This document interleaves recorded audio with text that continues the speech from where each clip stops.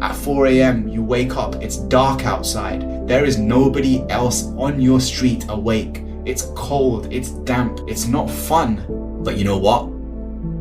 I'm the first one up. While you were sleeping, I was doing work. And I didn't feel like it, but already by the time 8 a.m. rolls in, and I'm not saying you have to wake up at 4 a.m. No, you don't. But whatever time works best for you, you're gonna look around and realize it's 9 o'clock and I've done so much already. My day has been won.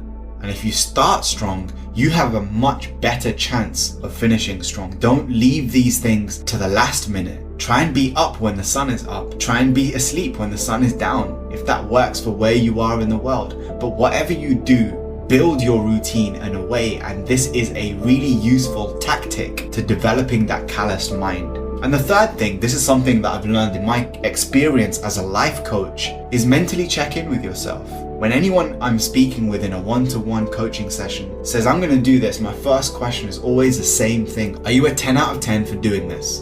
And if you are anything but a 10, why not? If you're a 9, what would get you to a 10? If you're an 8, what would get you to a 10? I ask this question because if you don't have certainty in your mind, I am definitely going to wake up at 4 o'clock tomorrow. What do you think is going to happen whenever you're waking up and that alarm clock goes off and you're cozy, you're wrapped up in your covers and you want comfort? Your brain wants comfort. You don't care about being remarkable. You don't care about waking up early. Let me just have 10 more minutes. It's going to happen. You are going to be tempted to sabotage not only your goals, but yourself. You're going to sabotage that journey to becoming that best version of yourself. And that's what this is all really about. And so ask yourself before you go to bed, close your eyes and just tap yourself on the head and say, listen, let me have an honest conversation with myself. Am I doing this? Am I a 10? If I'm not a 10, what's going to get me to a 10? Why is this important? Why do I want to wake up at 4 a.m., 5 a.m., 6 a.m., 7 a.m.? What is the plan? I'm going to wake up and do what? The clearer you are, the less thinking you have to do when you wake up. And complexity is your enemy of implementation. So if you want to take action, know what you're doing beforehand.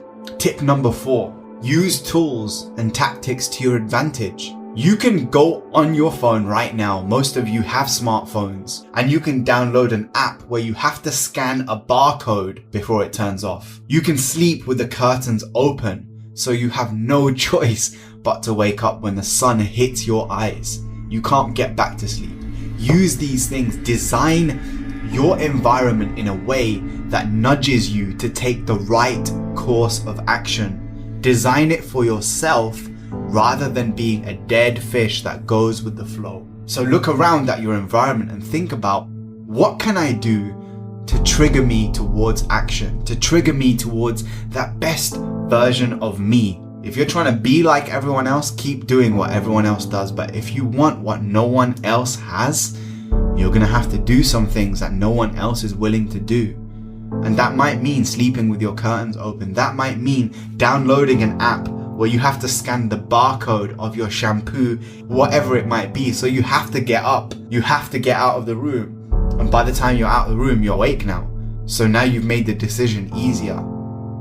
I left the best tip till last. Learn your sleep chronotype. Waking up at 4 a.m. won't change your life if your body isn't designed for that. Your lifestyle is not designed for that. If it means you're only getting 4 hours of sleep, what is the point? And there is a test that you can Google called the sleep chronotype by Dr. Michael Bruce. You have something known as the PER3 gene, and what this gene does in your DNA is coded into you that you have a natural rhythm to your day. You know this already. Learn to manage your energy, not your time. So create a graph. On one axis, you've got the time of day, and the other axis, you've got your energy, and map out what is my energy like throughout the day. At 10 a.m., I have a lot of energy. I'm really creative. But at 1 p.m., I'm finished.